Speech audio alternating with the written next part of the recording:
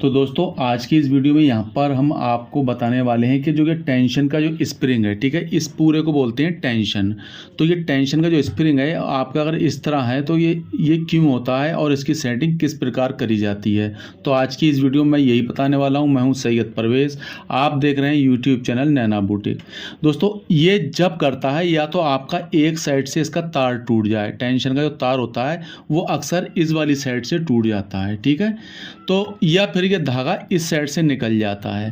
तो सबसे पहले मैं बताऊंगा कि इसकी सेटिंग को हम कैसे सही करें। तो दोस्तों सबसे पहले हम यहाँ पर देखो ये मत्था है, तो इसके ये पेंच खोलेंगे। आपको पूरे पेंच नहीं खोलना है, हल्के हल्के पेंच खोल देना है, इससे ये मत्था बाहर हो जाएगा। 2-3 चूड़ी इसकी खोल के और इस तरीके से इसको निकाल लेंगे। इस तरीके से निकाल के इसको एक तरफ रख देंगे। अब इसमें जो ये है ना, ये चीज़ इसका नट है एक, ठीक है, इसको आपको खोलना है, ठीक है। तो इसको हम इस तरीके से खोल लेंगे। वीडियो बहुत छोटा सा होने वाला है, आप वीडियो को पूरा देखें। देखो इसकी 2-3 चूड़ी ढीली करेंगे, इसको भी पूरा पेंच को आप नहीं निकालेंगे। तो यहाँ पर देखिए जो ये जो स्प्रिंग है इसका ये काम नहीं कर रहा है, ठीक है। तो इसका जो ये काम नहीं करेगा, इस तरीके से जहाँ आप रोकेंगे वहाँ रुक जाएगा, ठीक है। तो ये क्या होगा, आपकी सिलाई है फिनिशिंग नहीं आएगी और टाँका फूला फूला सा आएगा। आपकी मशीन दाना भी दे सकती है, ठीक है। तो इसको जब आप ये वाला पेंच ढीला कर लेंगे ना, तो फिर उसके बाद आपको क्या करना है मैं बताता हूँ आपको। इसको इस तरीके से देखो, ये स्प्रिंग देखो, ध्यान से देखो पूरा करीब से। ये देखो ये हम देखो पेंचकस से इसको नीचे को कर रहे हैं तो ये नीचे को आ गया, और यहाँ ऊपर को करेंगे तो ये ऊपर को चला गया। तो ऊपर को आपको नहीं करना है, आपको जहाँ पर जो नीचे को इस तरीके से करेंगे, जहाँ ये रुक जाए, यहाँ एक कट होता है नीचे की साइड में, वहाँ पर ये अटक जाता है नीचे, ठीक है। तो आपको वहीं रोक देना है और इसको पेंचकस को यहाँ से निकाल लेना है, ठीक है। निकालने के बाद अब आप इस स्क्रू को टाइट कर देंगे इस तरीके से, ठीक है। अब देखिए ये देखो नीचे को आ रहा है, मैं इसको ऊपर को कर रहा हूँ मगर ये नीचे को आ रहा है, ये देखिए। तो ये ऐसा ही होना चाहिए। उसके बाद भी अगर ये सही तरीके से जंप नहीं कर पा रहा है, देखो ये रुक गया ऊपर को, तो आप क्या करेंगे, पेंच यहाँ पर आप हल्का सा लूज़ करेंगे, ज़्यादा नहीं, बहुत हल्का सा, बस इतना सा, और इसको थोड़ा और टाइट कर लेंगे इस तरह, ठीक है। तो करने के बाद फिर इस पेंच को अब हम कस देंगे। अब इसको हमने कस दिया। अब देखो ये यहाँ पर देखो कितनी ज़ोर से आवाज़ भी कर रहा है और ये रुक नहीं रहा है, नीचे जा रहा है ना। तो ये इसी तरीके की इसकी सेटिंग होना चाहिए। अब दोस्तों इसको अगर आपको डालना है, यानी मान लो कि टूट गया है, तो हमें क्या करना चाहिए। तो और यह इसका धागा आपके संग ऐसा भी होता होगा कि इसका धागा एक तरफ को आ जाता है तो भी सिलाई फिनिशिंग से नहीं देता है। जैसे कि मैंने यहाँ पर देखो धागा डाला इस प्रकार, मैं आपको दिखा रहा हूँ इस तरीके से, और अगर धागा इस साइड में आ गया ऐसे, ये ऐसे आ जाता है अक्सर और बीच में नहीं आता है। तो आप इसमें 2 चीज़ें कर सकते हैं। आप या तो इसको इस तरीके से दबा लें, देखो इस तरीके से दबा लेंगे ना, तो इसकी चोंच बन जाएगी, जो इसका फैलाव है वो कम हो जाएगा और जो धागा है वो बीच में रहेगा। उसके अलावा भी ये इधर को आ रहा है, तो दोस्तों आप क्या करेंगे, इसका अगर इस साइड में धागा आ रहा है तो आप इसको नट को खोलेंगे और इसको हल्का सा बाहर खींच लेंगे। किस तरह मैं आपको बता दे रहा हूँ। यहाँ पेंच ढीला करेंगे और इसको देखो ये इस तरीके से हल्का सा और लूज़ कर लेता हूँ, देखो इस तरीके से बाहर को आ गया। तो आप अब यहीं कस देंगे ना, तो ये बिल्कुल इसके बीच में आएगा धागा और बिल्कुल भी इधर उधर को नहीं होगा। अब दोस्तों मैं आपको ये बताऊं कि आपको इसे डालना कैसे है। तो देखो स्प्रिंग ये वाला अगर टूट जाए तो आपको डालना कैसे है। तो आप सबसे पहले तो इसको देखो यहाँ पर लूज़ कर लेंगे और इसको निकाल लेंगे बाहर इस प्रकार, ठीक है।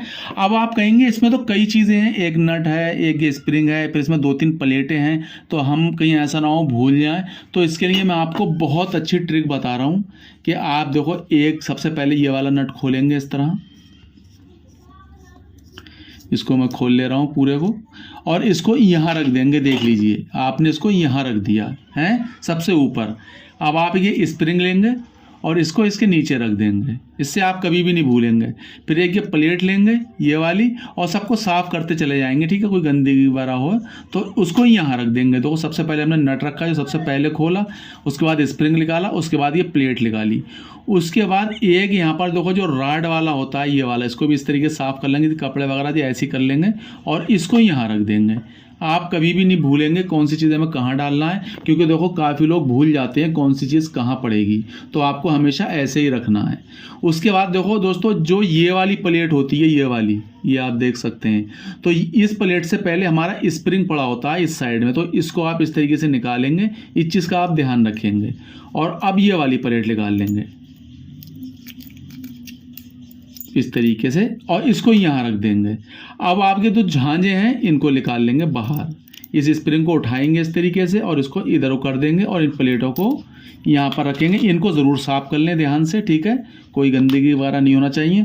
और इन प्लेटों को तला ऊपर रख देंगे इस प्रकार, ठीक है, इस तरीके से। अब हमने जो भी पार्ट्स इसमें से निकाले हैं वो सब रखे हुए हैं, जो सबसे पहले निकाला है और जो उसके बाद जो भी निकालते चले गए वो हम रखते चले गए, ठीक है।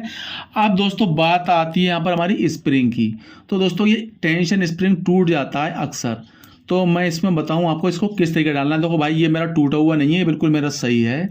तो इसको किस तरीके से डालेंगे आप, देखो ये इसमें एक कट होता है, जो टेंशन स्प्रिंग की रॉड होती है इसमें एक कट होता है, ये देखिए आपको शायद दिखता होगा। तो दोस्तों जो ये कट है आपको दिखता होगा यहाँ पर, देखिए ये वाला, ठीक है। तो ये इसमें स्प्रिंग फंसता है, हमारा जो टेंशन स्प्रिंग है ये वाला। तो इसको किस तरीके से डालते हैं मैं आज आपको बता दूं। अगर आपका टूट जाए या फिर ये काम ना करे या आपका यहाँ से इसमें से निकल जाता है कट में से, तो ये चारों तरफ घूमने लगता है, ठीक है। मान लो आपका स्प्रिंग इस जगह से टूट गया तो आपको ये नया डालना होगा। तो जो हमारा राड में ये कट होता है, इस कट में एक देखो ये स्प्रिंग की ये जा रहा है तार, दिखता हुआ आपको लंबा लंबा तार है ना, इसको इस तरीके से डालेंगे। ये देखिए ये इस प्रकार, देखो ये हमारा फंस गया इस वाले कट में, देखो ये घूमेगा नहीं, ठीक है, ये फंस गया। अब उसके बाद हमें क्या करना है, सबसे पहले आप देख लीजिए, जो जैसे हमने ये पार्ट्स रखे हैं तो हमारी देखो ये झांझे हैं, ठीक है।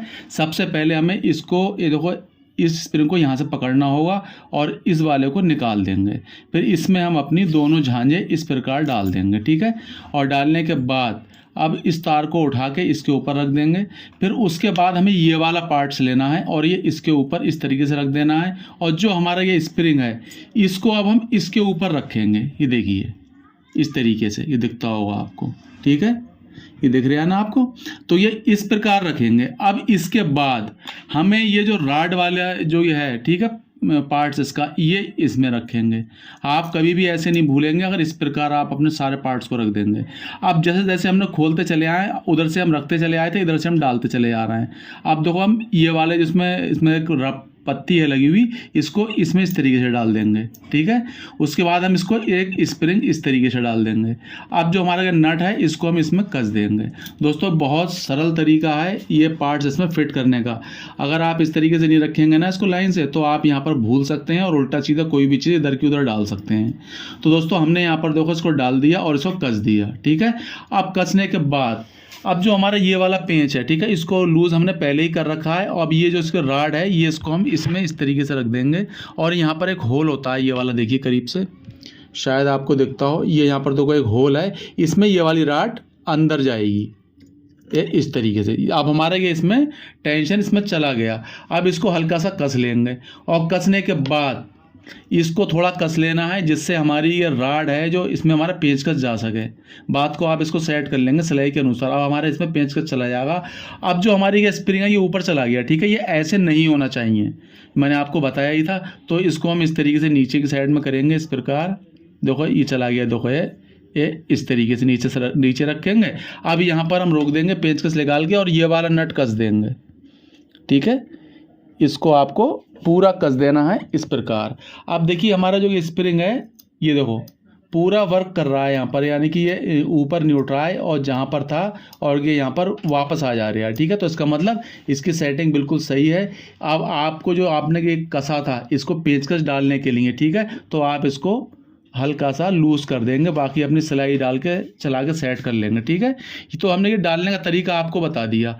अब दोस्तों हमारा ये मत्था है, इसको हम इस तरीके से जो हमने पेज खोले थे और इसको इस प्रकार हम डाल देंगे इसमें और ये वाले नट भी कस लेंगे, ठीक है, इस तरीके से। आपको थोड़ा ये कसना है और थोड़ा ये कसना है, फिर उसके बाद ऊपर वाला टाइट करेंगे, फिर नीचे वाला टाइट कर लेंगे, ठीक है।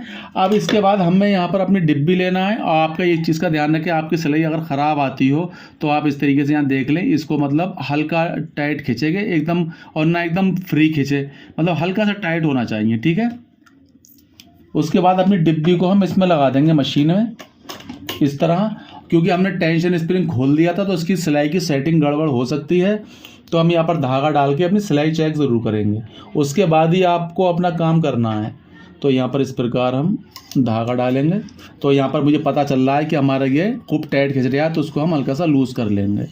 आप जो मशीन चलाते हैं, सिलाई करते हैं, तो आपको तब आइडिया हो जाता है कि हमारा धागा कितना टाइट पे हमारी सिलाई सही चलेगी। इसमें डाल लिया। इसमें डालने के बाद अब हम सुई में डाल लेंगे इस तरीके से, और यहाँ पर हमारी ये धागा हमने नीचे से निकाल लिया। अब हम यहाँ पर सिलाई चेक करेंगे। तो यहाँ पर आप कोई भी कपड़ा ले लें इस तरीके से डबल करके, और यहाँ सिलाई लगा के चेक कर लें।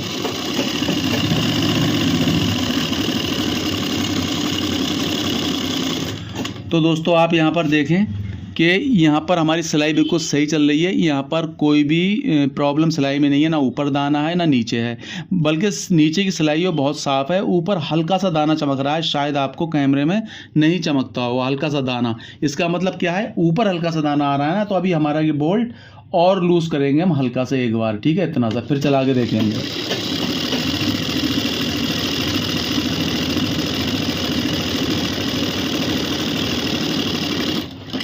तो दोस्तों आप देख सकते हैं यहाँ पर सिलाई बिल्कुल बेहतरीन है, कोई भी यहाँ पर दाना वगैरह नहीं है, ठीक है। अब दोस्तों यहाँ से ही हमारी सिलाई की सेटिंग ख़राब होती है। वो किस तरीके से होती है मैं आपको बता दे रहा हूँ। जैसे कि मान लो हमारा ये कुछ लोग क्या करते हैं कि सिलाई यहाँ से गड़बड़ हो गई और बिल्कुल भी यहाँ पर हल्का सा ये बोल्ट टाइट है और वो सिलाई लगा रहे हैं, ठीक है, इस तरीके से। तो दोस्तों आप देख सकते हैं कि नीचे कितनी ख़राब सिलाई आ रही है, देखिए। तो जो आपकी ये वाली सिलाई है ना, तो ये कुछ नहीं है, आपके ऊपर से सेटिंग होती है। देखो बिल्कुल दाना आप करीब से देखें कि कितनी ढेर सा यहाँ पर दाना दिया है। अब मैं आपको देखो यही सिलाई लगा के यहाँ पर दिखाऊंगा। इसको मैं टाइट कर लेता हूँ, देखो 2-4 चूड़ी टाइट कर लूँगा, तो आपकी सिलाई बिल्कुल सही हो जाएगी। तो काफ़ी लोग क्या होता है ना, इतनी सिलाई के पीछे मिस्त्री के पास मशीन ले जाते हैं। देखा यहाँ पर देखो बिल्कुल बेहतरीन है। इतनी सिलाई के कारण आदमी क्या करता है कि अपने मिस्त्री के पास चला जाता है और अपनी मशीन को संभलवा लेता है। वो खाली यहाँ की सेटिंग सही करते हैं और आपसे पैसे ले लेते हैं, ठीक है। तो आपको कुछ नहीं करना है, आपको ये ढीला टाइट करके देख लें और आपकी सिलाई जहाँ सही हो जाए वहाँ पर ही अपनी मशीन को सेट कर लें। तो दोस्तों कैसी लगी आपको हमारी जानकारी, प्लीज़ कमेंट्स करके बताएं। आपको हमारी जानकारी अच्छी लगी हो प्लीज़ वीडियो को लाइक शेयर करना ना भूलें। और इस चैनल पे हम सिलाई की वीडियो भी डालते हैं, आप अगर वो देखें तो हमारे चैनल पे जाकर देख सकते हैं। मिलता हूँ आपसे नेक्स्ट वीडियो में। Thanks for watching.